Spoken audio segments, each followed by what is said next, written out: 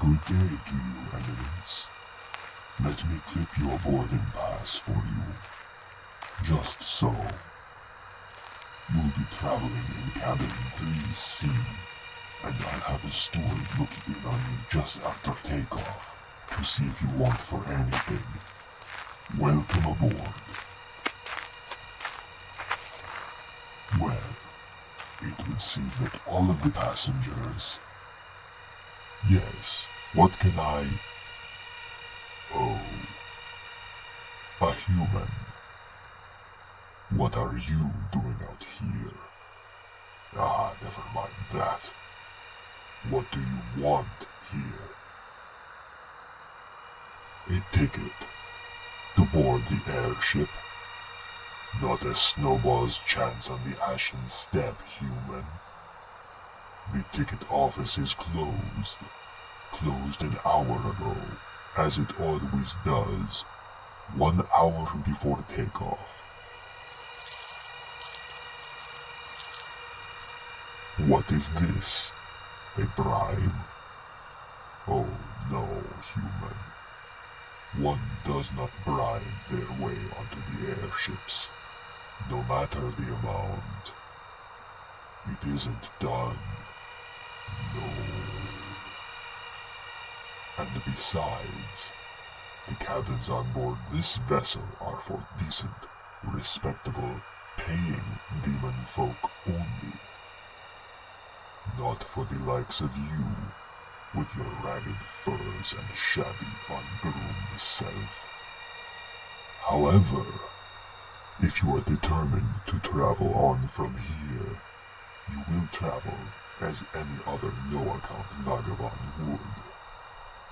You can ride in the engine room, at the back, and shovel coal for the engineer. If he is in a tolerant mood, he will let you work your passage that way. If he is feeling less tolerant, he may simply toss you overboard. Or worse. I hear Gethosa has a taste for human flesh at times. Go on. Go to the rear of the gondola platform. To the door at the very rear. Enter within, and explain to Gethosa who and what you are. But hurry. The airship will be lifting as soon as the last respectable passengers are settled in. Get you gone, human.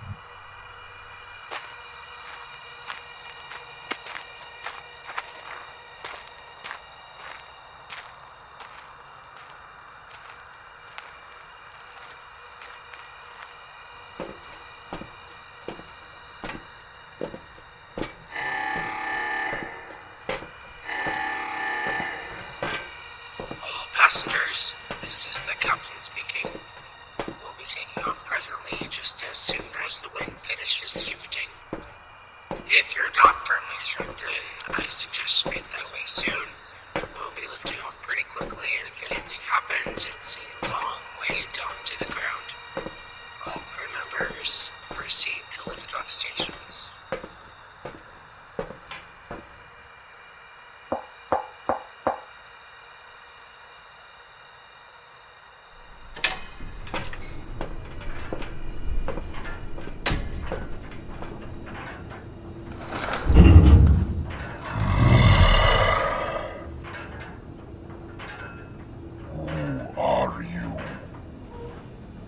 Who sent you?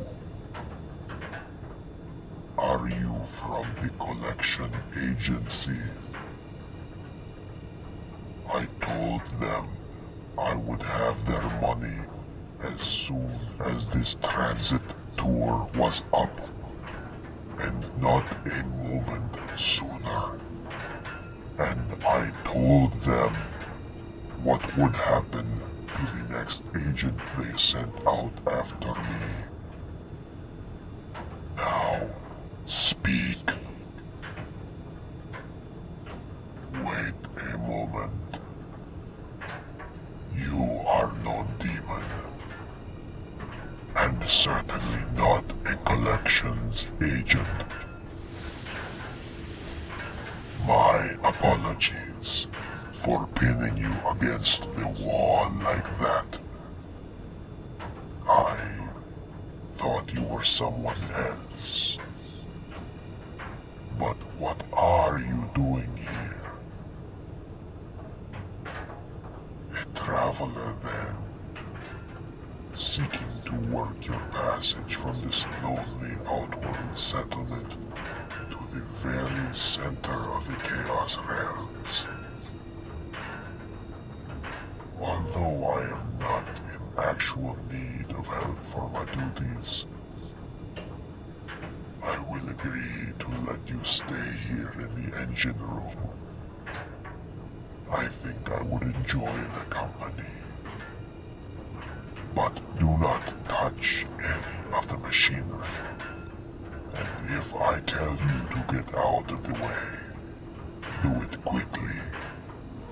These boilers and engines are sometimes touchy and cranky of maintenance. I must stoke the fires now to raise pressure for takeoff. I would warn you, human. It is very dark within this engine room. I keep it that way, for the darkness pleases and comforts me. But when I open the furnaces to feed them, there will be light, and you will see more of my form than is perhaps good for your mind. So hear me now, lest your unprepared senses go mad, trying to reason out what they see. Should you look upon my body, I would appear to your eyes largely as a cloud of black, oily smoke, boiling and rolling around itself. And in that cloud of smoke, the forms of dozens of horrible, ferocious, red-eyed eels, sharp of fang and quick to bite. The smoke and the serpent fishes all coil around and over and under and into each other. To look upon it for too long is to invite the mind to wander in strange and unhealthy directions. So have a care, and do not let your gaze settle for long. Ye be warned, human. See now. The flames of the furnace.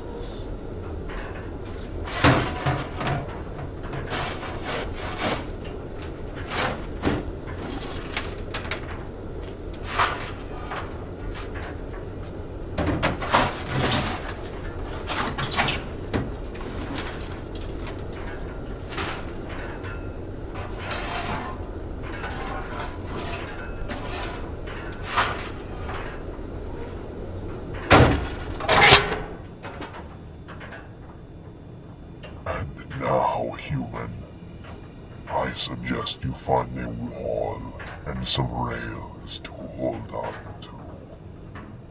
I will alert the captain that steam is rising and ready.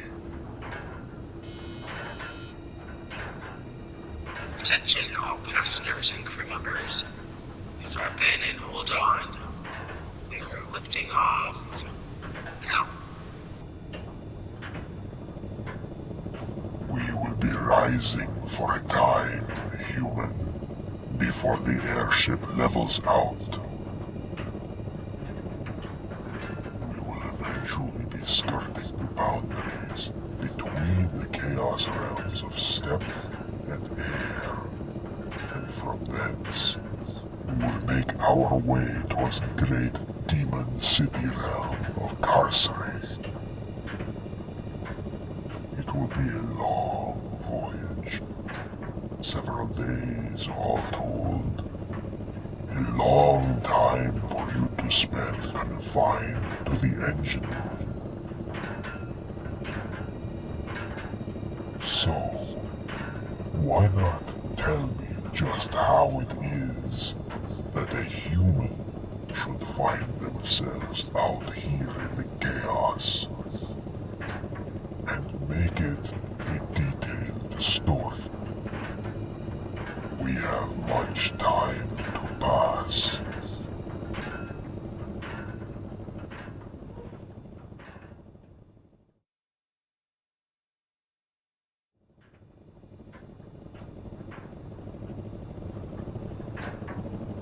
Truly a compelling story, human.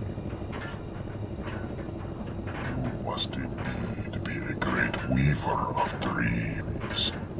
To have come all the way through the dreamlands and into the chaos itself. And to have survived here for so long. To have gained the favor and aid of a Chaos Ranger, and one of the Grey Ones at that. And now you are here, aboard a demon-crewed airship, bound for the very center and heart of civilization in the Chaos Realms. Cursory. I shall tell you more of Cursory in due time. For the now, I deem you need some food and rest. There are not many comfortable places within this engine room. But there may be room enough in that corner for you to settle down and rest your eyes for a time. I shall summon the steward and have some food brought here for us both. Oh no, human. That is not the steward. You are thinking instead of the conductor. They are the one you would have met at the time of boarding this airship.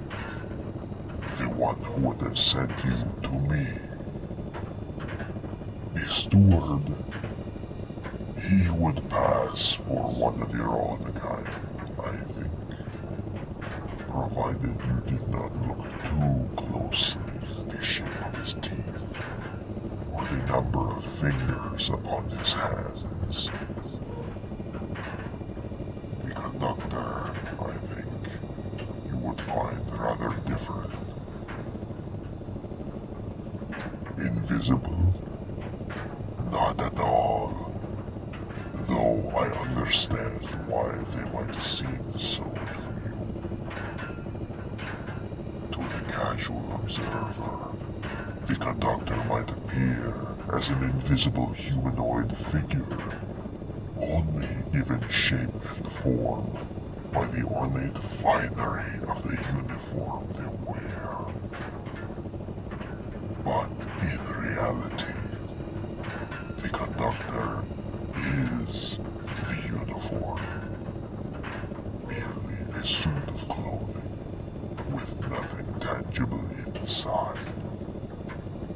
An empty set of clothes, held to shape by no form but only by the will of the demon itself. But think you not on the forms of demons, human. Settle yourself in yonder corner, and close your eyes for a time. I shall send for the food.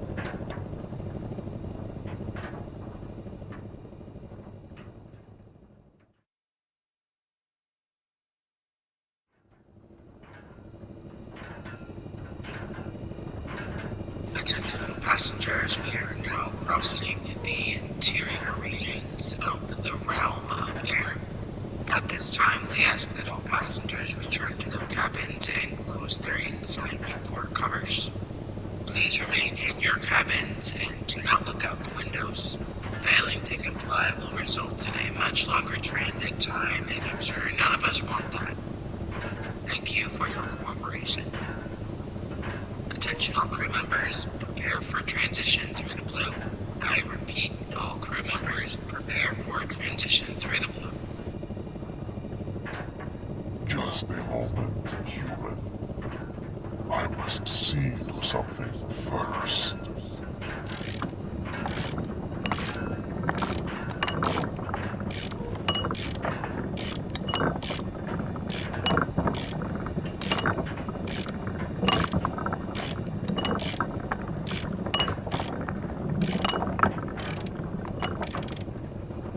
There. Now, what was it you wanted to know? Ah, yes. The blue. The blue is the central region of the chaos realm of air. You can tell you have passed into the blue when you can no longer see the ground below you or the clouds around you, and only the sun is in the sky above. All else, in every direction, is the clear blue of the empty sky. The reason we are passing through the blue is to save time. A skilled airship pilot can fly their craft up and into the blue, and there they have no outside distractions, no features or details of the land below, nothing to indicate their physical location.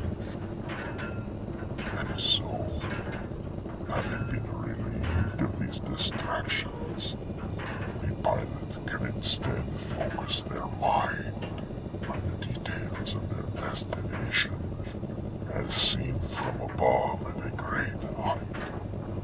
And with this new image held firm in the mind, the pilot can then bring that image into reality. Thus, the airship will descend from the blue to a point high above the envisioned destination. This trick of navigation can greatly reduce the time needed to travel long distances. It does not always work, and there are some locations in the Chaos Realms that cannot be so simply approached in this fashion. But the Chaos Realms are vast indeed, and any clever tricks that can speed travel time from one place to another are well worth the effort. Ah, yes. The reason for the closing of the windows and portholes. You see, human, while the pilot of an airship can use the peculiar attributes of the blue to hasten the journey from one place to another, it does require a great deal of concentration to maintain focus on the destination. And if some curious and over-imaginative fool happens to be staring out a window while the airship is in the blue, that fool might begin seeing new features themselves. And these features may be at odds with what the pilot is holding in their own mind, and thus create interference. Hence, the captain's desire that all portholes and windows be closed during the transition through the blue. Does that make sense to you? Good.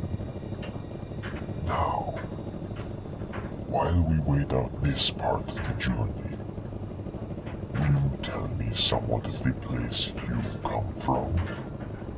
The mortal realm, we demons call it. Speak to me, human, and I will listen.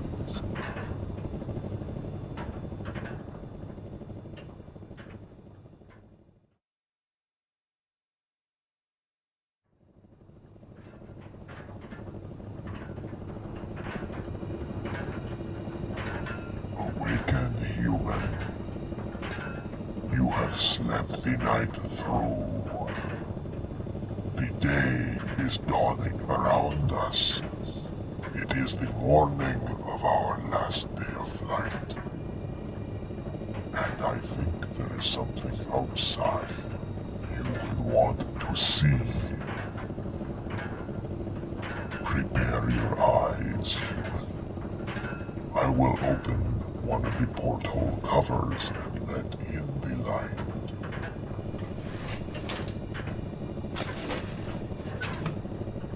Attention all passengers, we are now descending through the intersections of the realms of Steppe, Air, and Void, and will be making our landing shortly at the airfield in the 5th Ward of Cursory. If you'll turn your attention to the starboard viewports, you'll be able to take in a magnificent view of the base and lower expanses of the spire of Bog. We'll be passing rather close to it on our final descent to the airfield, so if any of you want to get a good long look at the spire while we're passing, this is your chance. Is this not an inspiring sight, human? The Spire of Bog is a mighty temple dedicated to one of the 3 entities considered as gods by the denizens of the Chaos realms. The spire rises from a magnificent temple complex in the 5th Ward of Cursory. So tall, so lofty is the spire that as it rises into the sky from the temple grounds, one cannot even see the top of it. Indeed, the spire rises up from the 5th Ward, the ward of the Steppe, and passes all the way through the ward of the air, that is to say, the 2nd Ward, and all the way up to the 8th Ward, the ward of the void, where the spire is topped with another temple complex. Were you to attempt to climb the spire, human, it would take you days upon days to make the ascent. And climb it you might. See, wrapped around the outside of the spire, the triple helix of stairways. There are 3 stairways within the spire as well, and many doorways and bridges joining all together, and the spire is covered within and without with all manner of icons and written text and sculpture, all devoted to various aspects of the demon overlord Bog. May he watch over us in our travels. A good question. Bog appears in many guises. He embodies many traits related to travel, invisibility, infinity, and knowledge.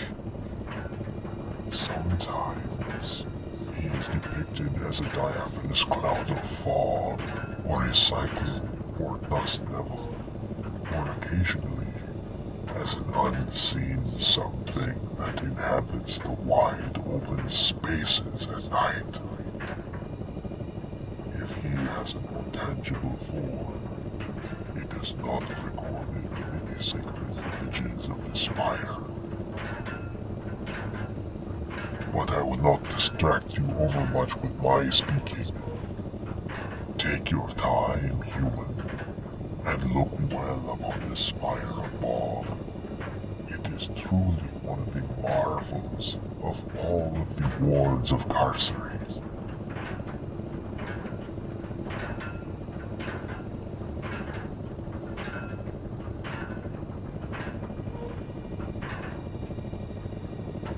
What was that, human? Ah, where will you go indeed? We will soon be landing. Always near the airfield, guides to the city may be found. They are demons, like all those residing within the city of Cursory. Some of them may charge a coin for their services. Some may want to exchange a favor for a favor. Beware these last, and especially those whose forms you might find yourself unnaturally attracted to. Consider carefully any exchanges or trades you are offered. When possible, deal in coin. If not coin, offer blood first, then favors. When you have chosen a guide, tell them what you will of your plight. They should be able to lead you in the direction of someone truly useful and helpful. Follow the advice of your guide and listen to what they have to tell. And take this bit of advice from me as well. Steer clear of the fourth ward of the city if you can, and especially the Duchy Palace grounds by the fourth gate. I have heard rumors concerning Her Grace, the Lady Synthraxis, Duchess of the fourth gate of Cursory. Rumors about what she does with those she takes a fancy to, including poor, hapless, lost, wandering humans like yourself. So have a care, traveler. You will pass among demons humble and mighty alike, benevolent and malicious alike. All kinds pass through Cursory. Now, we will soon be arriving at the airfield. I suggest holding on to one of those stanchions by the door. The captain likes to make somewhat of a spectacle of the landings here, with half the wards of the city as an audience. The airship may move in sudden and unexpected ways. But worry not. The captain has not killed any passengers or crew during a landing. At least, not so far. And soon, Bog willing, we will be on solid ground, and you may continue your journey. Hold on now.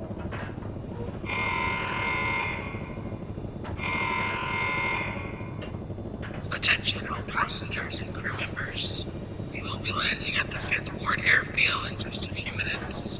It's going to be a bit rough, so strap in and hold on to something. Be prepared to disembark immediately after we land. And I'd like to thank each and every one of our lovely passengers for choosing to fly with us. We hope you enjoyed the flight. Guthrie has had a flock of geese on the landing field.